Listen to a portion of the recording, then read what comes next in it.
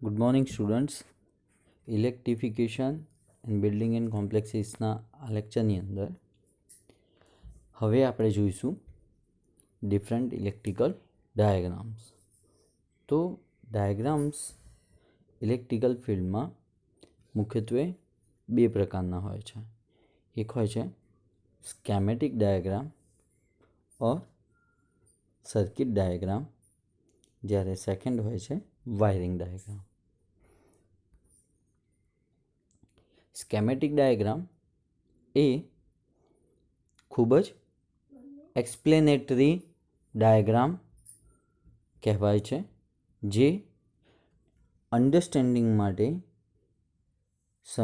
Use કરવામાં આવે છે, જેની અંદર ટોટલ ડિટેલ્સ આપેલી હોય છે ઓપરેશનલ સર્કિટ્સની. ઓકે, આ ડાયાગ્રામ ક્લીન કનેક્શન્સ ઇલેક્ટ્રિકલ પોઈન્ટ્સના દર્શાવે છે કે જે ઇઝીલી ઇન્સ્ટ્રક્શન વાઇઝ ફોલો કરી શકાય છે. આ ડાયાગ્રામ ઇન્ડિયન સ્ટાન્ડર્ડ્સ 2032 પાર્ટ 1 1962 પ્રમાણે બનાવવામાં આવે છે.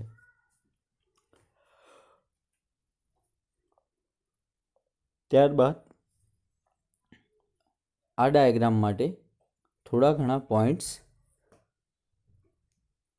ધ્યાનમાં રાખવા પડે છે, જેમ કે supply line on horizontal way and load in vertical ways. જે પણ ઇનપુટ લાઇન હશે 3 ફેઝ અથવા સિંગલ ફેઝની, ઓકે, તે હંમેશા હોરિઝોન્ટલ વેમાં હશે, જ્યારે લોડ જે હશે તે હંમેશા વર્ટિકલ ફોર્મમાં કનેક્ટ થયેલો હશે. ખ્યાલ આવે? કોઈપણ સર્કિટને ફોલો કરવા માટે ઇનપુટ પાવર સપ્લાયની જરૂર પડે છે. દેન લોડ ઇઝ કનેક્ટેડ. ઓકે, ત્યારબાદ ઓલ સ્વિચીસ ઓન ઓફ પોઝિશન્સ.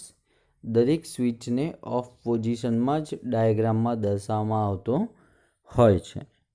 તમે ક્યારે પણ કોઈ પણ ડાયાગ્રામ પ્લેસ કરશો તો તે ડાયાગ્રામ તમને ઓન પોઝિશનમાં ક્યારેય જોવા નહીં મળે, ભલે તે પછી એમસીબી હોય, એમસીસીબી હોય કે પછી auto transfer change over switch હોય. ઓકે, ત્યારબાદ ડોન્ટ ક્રોસ વાયરિંગ. ક્યારે પણ એક વાયરિંગને બીજું વાયરિંગ ક્રોસ કરી શકતું નથી. ઓકે, તમારે કોઈ પણ વાયરિંગ ડાયાગ્રામ દર્શાવવા માટે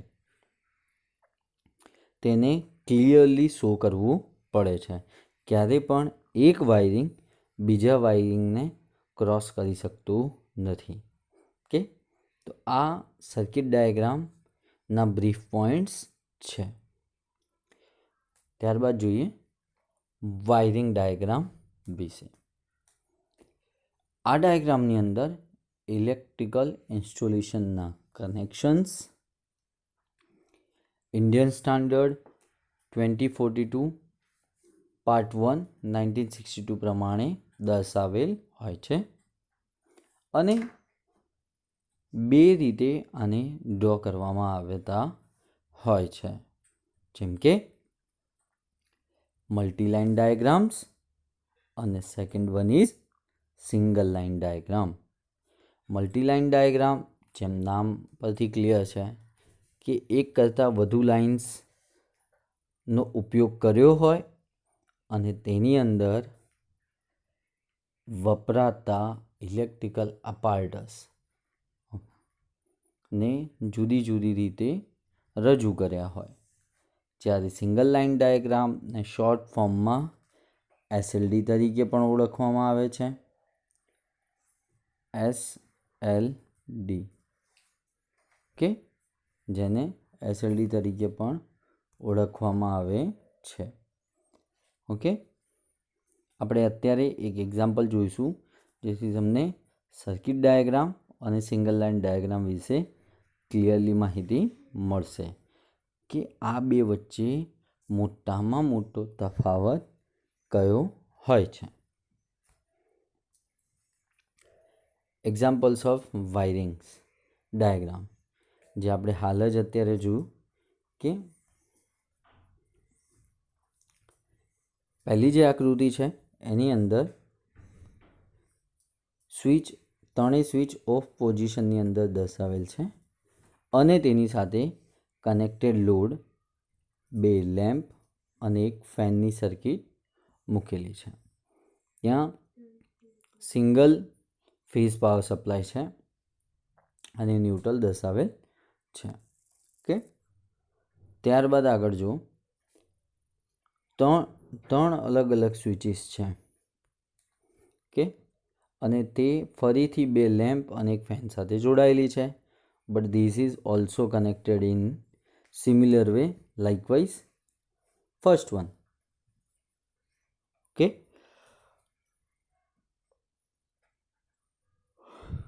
જ્યારે જે થર્ડ ડાયાગ્રામ છે એ ડાયાગ્રામની અંદર કોઈ પણ પ્રકારનું કનેક્શન્સ તમને શો નથી થતું, બટ તે લાઇન સાથે પોઈન્ટ અટેચ છે અથવા ઇલેક્ટ્રિકલ એપ્લાયન્સીસ અટેચ છે તેનું ક્લિયર માર્ગદર્શન જોવા મળે છે. જેમ કે આવતો પાવર સપ્લાય, ત્યારબાદ ફેનની સર્કિટ વિથ રેગ્યુલેટર, સ્વિચ એટલે અહીંયા 2 પોઈન્ટ થયા, સેમ પાવર આગળ જાય છે, લેમ્પ અને ફેન. ઓકે, આ એક પ્રકારની વાયરિંગ ડાયાગ્રામની મેથડ થઈ જે આપણે આગળ જોયા છે તે પ્રમાણે. ઓકે,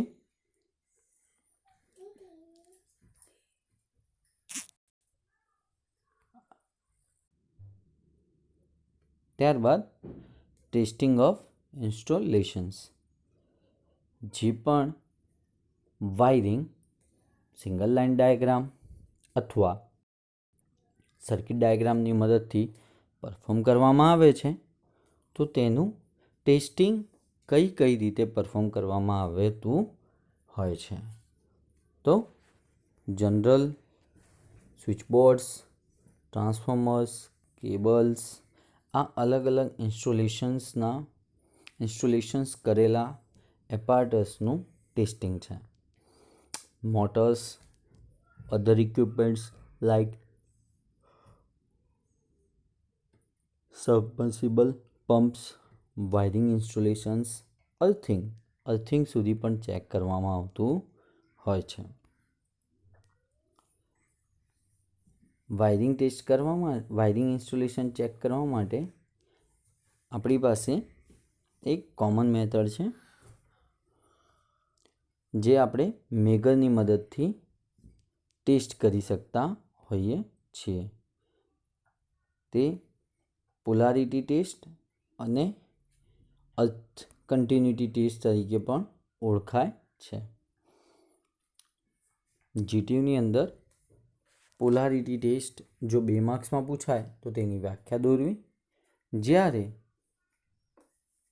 મેગરની મદદથી વાયરિંગ ઇન્સ્ટોલેશન ટેસ્ટ કરવાની રીત પૂછાય તો તેના માટે આ સર્કિટ ડાયાગ્રામ દોરી અને ત્યારબાદ તેને એક્સપ્લેન કરવું જરૂરી બને છે. આ ડાયાગ્રામની અંદર જોઈએ phase and neutral, phase connected with fuse, then comes to energy meter.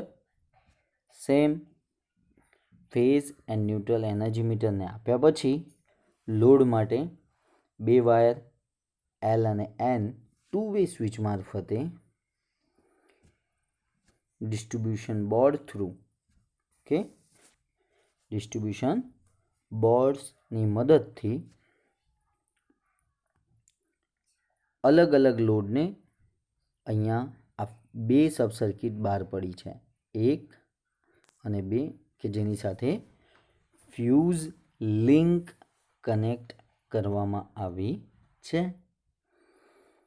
અને એક ફ્યુઝની સાથે જોડાયેલા લોડ્સ છે, 3 લેમ્પ અને lamp holder as a switch socket તરીકે કનેક્શન કરેલું છે, જે તમને આકૃતિમાં ક્લિયરલી જોઈ શકાય છે.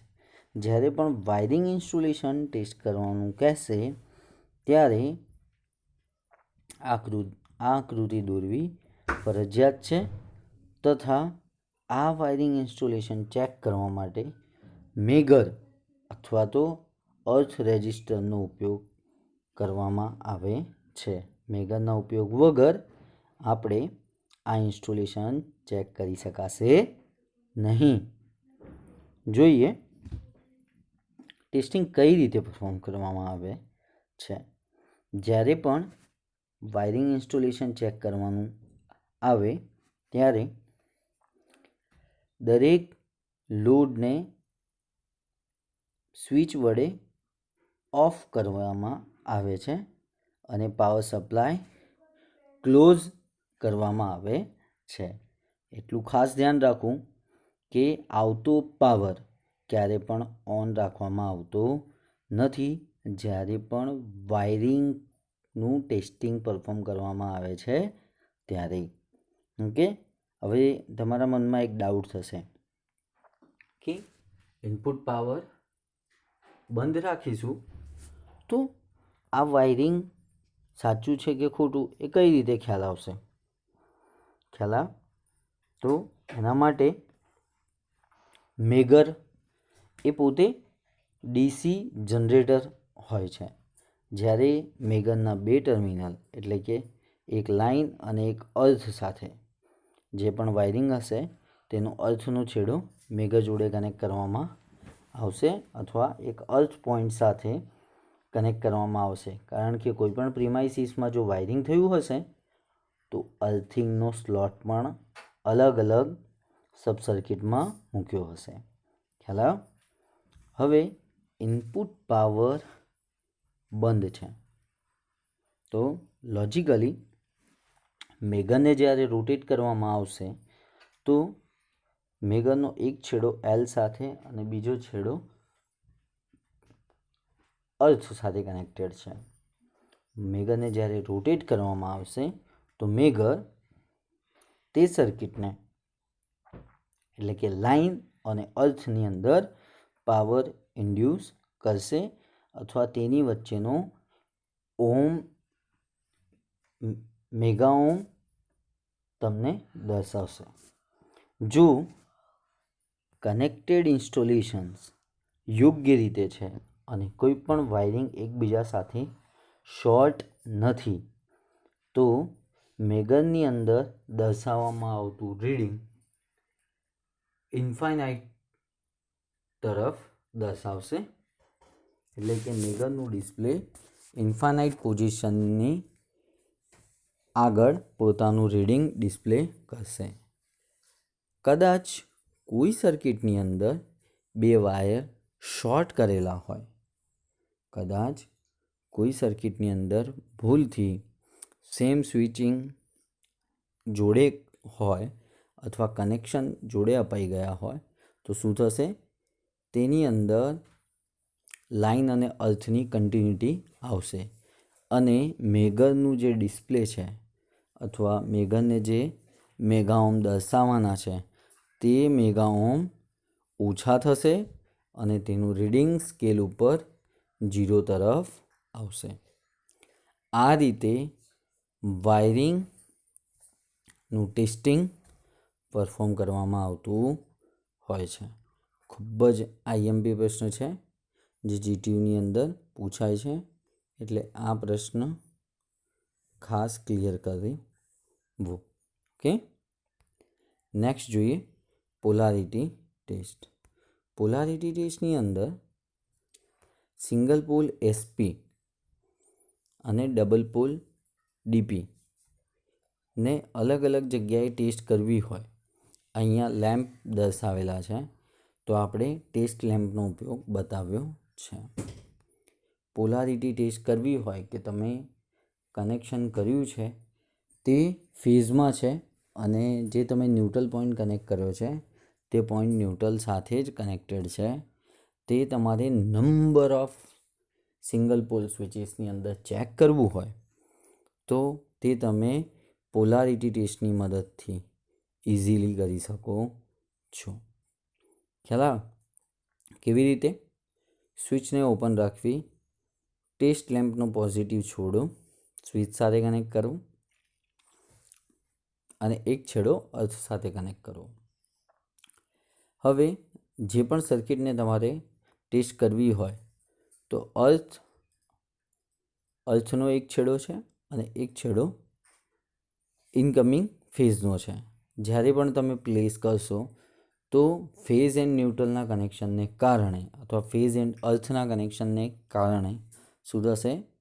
પર્ટિક્યુલર કનેક્ટર્સ અથવા વાયરિંગ કનેક્ટર્સ કે જ્યાં તમે લોડ કનેક્ટ કરવાના છો, જ્યાં ફેઝનું કનેક્ટર હશે ત્યાં ફેઝ અને જ્યાં ન્યુટ્રલનું કનેક્ટર હશે ત્યાં તમે અર્થનો વાયર કનેક્ટ કરશો તો તેનાથી શું થશે?